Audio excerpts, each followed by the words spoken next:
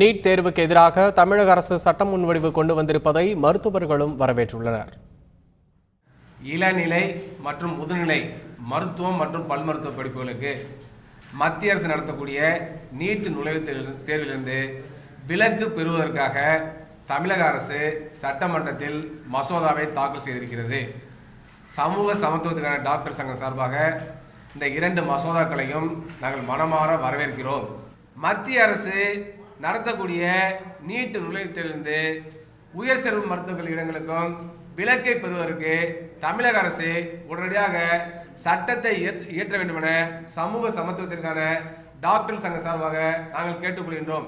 தமிழக கிராமப்புறத்திலிருந்து வரக்கூடிய மாணவர்கள் அவர்களின் மெரிட் தகுதிக்கு தகுந்தவாறு மருத்துவமோ பல்படிப்போ பிற படிப்புகளோ சேர்வதற்கும் மற்றும் இடஒதுக்கீடையும் முழுமையாக கடைபிடித்து மாணவர்கள் சேர்ப்பதன் மூலம் பின்தங்கிய தாழ்த்தப்பட்ட மிகவும் பின்தங்கிய மாணவர்களும் சேர்ந்து தமிழக மருத்துவக் கல்லூரிகளில் படிக்கக்கூடிய வாய்ப்பு இருக்கும்.